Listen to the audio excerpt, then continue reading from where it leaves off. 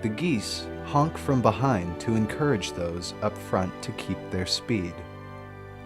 Words of support and inspiration help energize those on the front line, helping them to keep pace in spite of the day-to-day pressures and fatigue.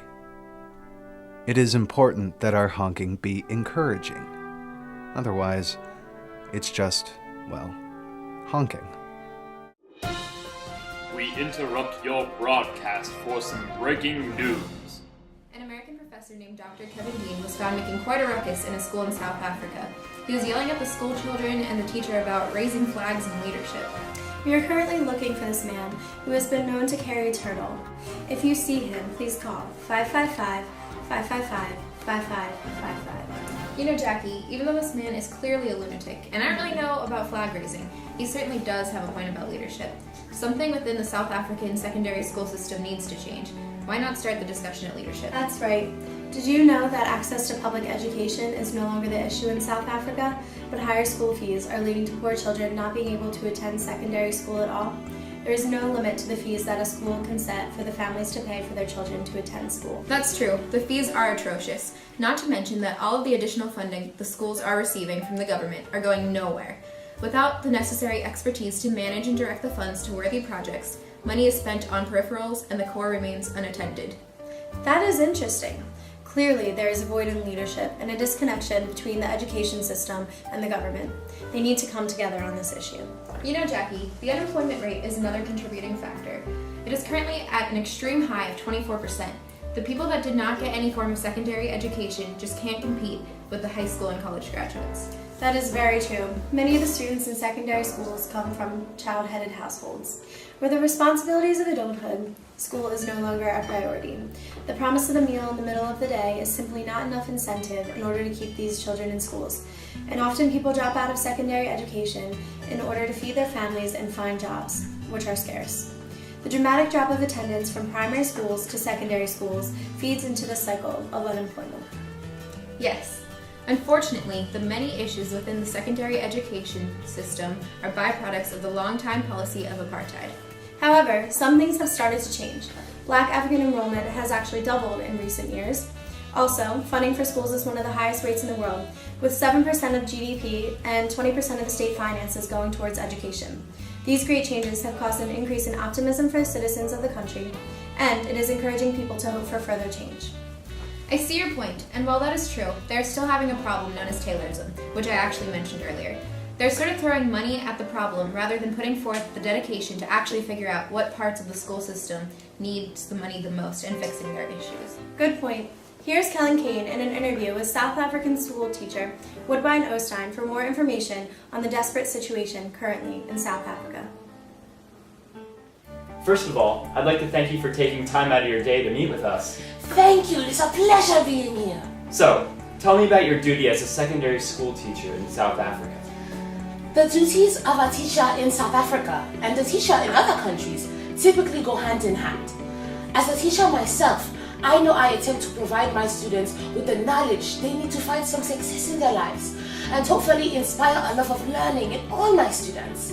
However, a lack of resources and corruption tend to distort the initial responsibilities many people would assume teachers would have to live by. Teachers focus less on the quality of education provided to the students and focus more on barely fulfilling the requirements given to us regarding the students' education. Oh, I'm sure that makes the education experience itself a lot less rounded. What resources are available to the students?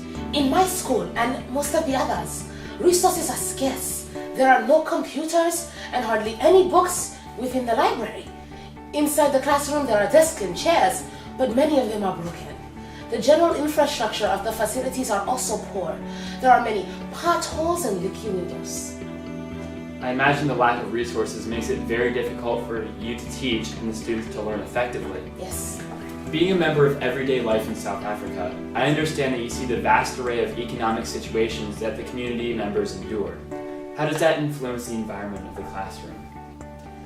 The greatest challenge of the country was the bimodal distribution of wealth and resources in the country. The financial situation in South Africa has a rather large effect on the educational environment in the classroom. As I previously stated, the physical classroom itself is crumbling with the faulty infrastructure, potholes, and other various damages. But the financial situation of the individual students tend to result in the students prioritizing their family over their education. For example, there are students who come from child-headed households who shoulder the responsibilities of adults and are so challenged by life that school is no longer interesting to them. There are also those that find school interesting and is the only place that they can find a decent meal. With the current issues in the education system, do you feel as though there is more pressure placed on you to achieve excellence since you are a leadership figure for the students?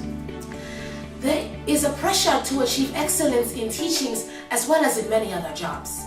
And I personally feel that the current issues with the apartheid education system inspires all the personnel to attempt to achieve excellence by providing students with the best possible education, even though we lack the proper equipment and resources to do so. There is not only influence from the supervisors, but there is a self-inflicted pressure from the teachers themselves to attempt to overcome the odds and give the students the education they need and deserve.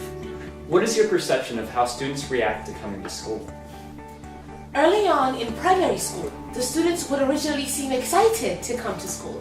There was an abundance of children constantly present in primary school, around 40 children per class. However, in secondary school, attendance rates plummeted. This could be traced to illness, lack of parental support, and hunger. I assume that violence also impacts school attendance, not only for students, but for teachers as well. Yes. How has apartheid impacted the educational system? The current secondary schooling system perpetuates the apartheid social classes.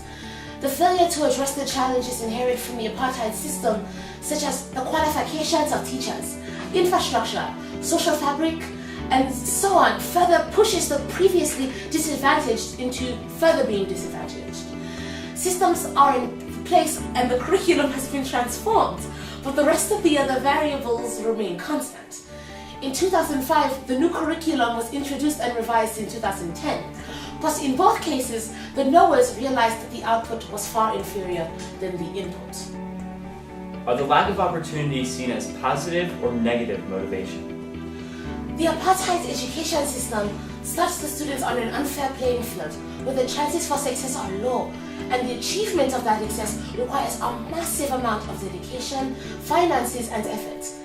The lack of opportunities seem to normally result in the students losing interest and giving up on education. But there are various examples of students overcoming the lack of opportunities education provides. I have students who have defied the odds and became registered in local academics for tertiary education and are competitive regardless of their background. We teachers boast a dedicated and selfless staff that supports students through their high school journey, and we have superiors at the district office that are trying their level best to address and readdress the past. Whether the lack of opportunities is seen as positive or negative motivation depends on one's own viewpoint and the situation pertaining to the dilemma. Well, that seems to be all the questions I have for you. Marvelous! I have to take my daughter Sarafina out book shopping! Well, thank you for your time. Your input is very valuable to our research. Thank you very much, sir. Now back to Tori Bresnan with Channel 352 News. Well, I'd say that was an interesting and rather valuable interview. It seems that for the majority of South African children, receiving a quality education is neither a norm or a human right. It is a rare opportunity based on sheer luck. Most South African public schools remain dysfunctional and oversubscribed, while private schools are not affordable for the poor or the unemployed, a massive 24% of the South African population. Overall, the link between secondary education and trait theory of leadership proves inevitable. Leader effectiveness in and outside of the secondary schools is highly dependent upon the traits of courage, optimism, and dedication. As Deputy Principal Tshepo Majaki said, a dedicated and selfless staff that supports students throughout their high school journey proves invaluable. And we have superiors at the district office that are trying their level best to address and redress the past. Leaders such as teachers and staff can encourage and motivate their students through a combination of courage, optimism, and dedication. By creating role models in the class setting, the void of leadership in the outside world of the students can hopefully be filled.